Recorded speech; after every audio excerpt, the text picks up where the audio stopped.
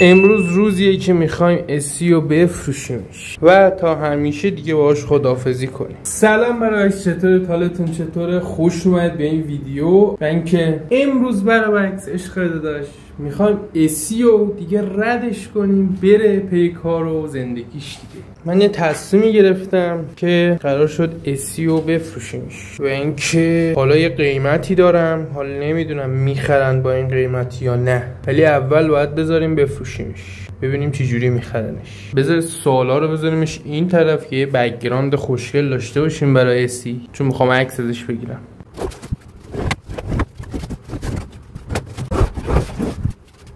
ولی قبل اینکه بخوایم عکس ازش بگیریم بذارید یکم تمیزکاریش بکنیم بعد عکس بگیریم. همه جاشو نانو میزنیم چه قشنگ تمیز بشه. واقعا خیلی سخت فروش اسی.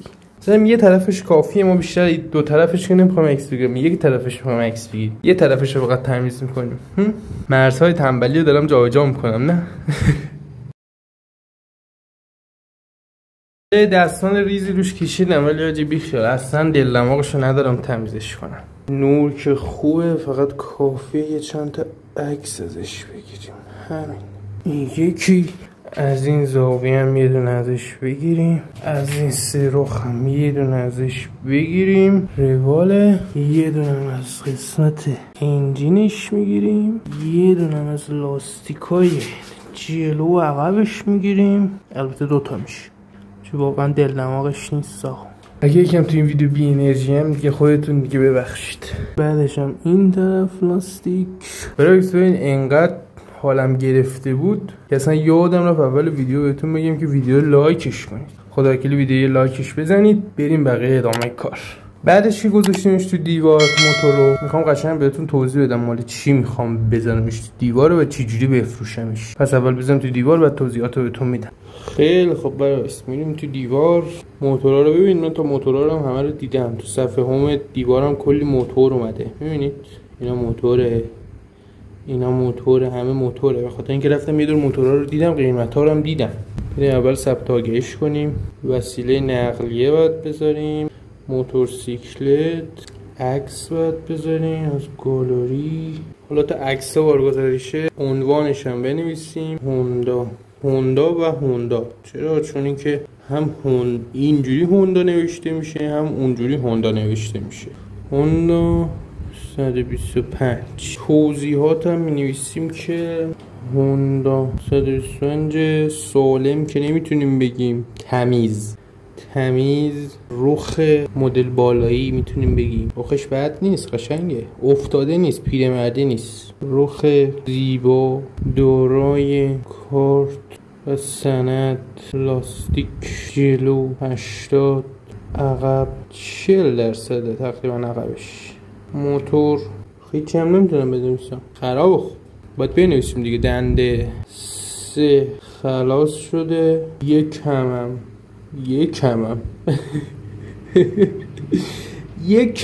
یه کوچولو خیلی کم. موتوریت صدا میده، مدل 83 ولی چون آخرای 83 دیگه میگیم 84. مدل 84 حاجی واقعا داره میفروشیمش. وای پلاک قدیم، برند اسکایگو. موتور به صورت کاملا فابریک فروخته میشه. عکس ببینید. حالا سر قیمت و ایناش با هم یه حرفی میزنم. قیمت من میزنم 17 تومن. نمیدونم حالا میخرن یا نه ولی میزنم 17 تومن. حالا دلیل اینکه این قیمت رو زدم خودتون میفهمید، براتون توضیح میدم. محدود آگهی هم میزنیم و برندش اگه باشه اینجا اسکای، برندش نیست. ایران دوچرخه میزنیم بره. سال ساخت 84. کار کردم که دیگه نداره آخه اینا، که کیلومتر که عوض میشه کلا همه چی صفر میشه. کار کردن نمیدونم میخواد یا نه. قیمت 17 تومن زیاده ولی حالا یه کارش میکنه. ایستید کار کردم میگه بزنم 1 2 3 4 5 1 2 3 میزن.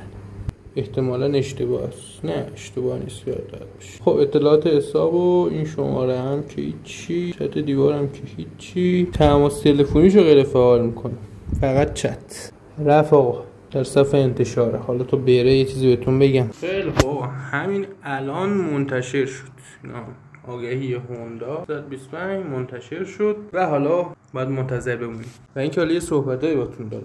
اینم اینه که برعکس من این موتور رو 2 سال پیش خریدم چند 17.5 ولی خب سالم بود، ولی 2 سال پیش 17.5 من واقعا خیلی پولشو دادم نه. و اینکه الان هم 17 تومن به نظرم یکم زیاد زدم. به نظر شما هم همینه 17 تومن واقعا یکم زیادی گرون زدیم، ولی حالا نمیدونم، حالا ما قیمتی زدیم. اگر هم حالا گفتن زیاده و اینا تخفیف میدیم مشکل نداره، مثلا میکنیم 16 تومن. ولی خلاصه تا بتونم بخوام یکم گرون بفروشم چون موتوری که بخوام بخرم حداقل 30 تومن نیاز دارم برای اینکه بتونم بگیرمش. و اینکه واقعا خیلی برام سخته که اسی رو بفروشم.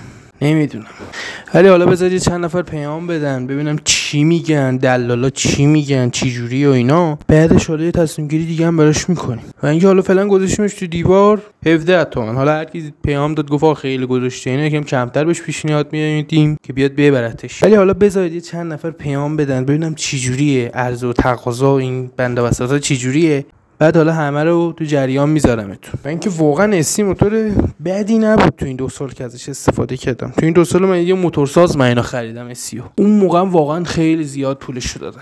اصلا هم فقط می‌خواستیم سریع موتور بخریم چون کارش داشتم، یعنی فکر قیمت و اینا رو نکردیم. 17.5 دقیقاً، تازه 18 میگفت بلاک قدیم مدل 83 خیلی زیاد خرید. ولی 2 سال گذشته دیگه بی خیال. 18 تومن 2 سال پیش تو تابستون. من نمیدونم اون لحظه من مغزم چت بوده، چیزی مصرف کرده بودم که من اینقدر این موتور رو بالا خریدم. واقعا نمیدونم. یکم عجله داشتیم، یکم برعکس موتور خوب پیدا نمی‌کردیم راستشو بخوای. یعنی اینکه هر چی موتور میدیدیم یه عیبی داشت، شاتونش مشکل داشت، دنده‌هاش مشکل داشت، رو بعد روشن میشد، قیافه و ظاهر نداشت. ولی اینو که دیدیم همه چیز سالم و تنظیم و دقیق و خوب کار میکرد. یعنی یه مشکل کوچیک هم ما تو این پیدا نکردیم. خیلی هم گشته بودیم و عجله هم داشتیم.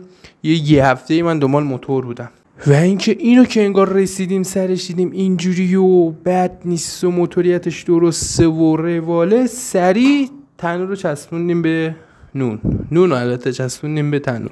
یعنی که خریدیمش، ولی واقعا هم خیلی زیاد خریدیمش. ولی اون موقع من موتور سالم پیدا نمی‌کردم، به خاطر همین اینو سری چسبوندیمش. و الان هم که بد جور خراب شده. 77 نفر برعکس دیدن، ببینید تا همین چند دقیقه گذاشتیم. ولی حالا اسی بد تو کردی، خیلی خرابه. بشنوید این صدا رو، صدای شاتونه، گوش کنید تو هندل.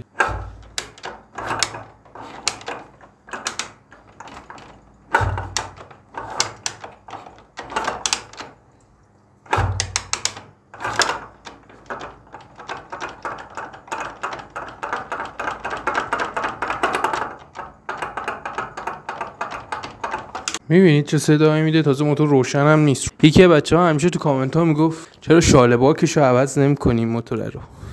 یا داداش داریم کل موتور رو میفروشیم. آره واقعا داره میره.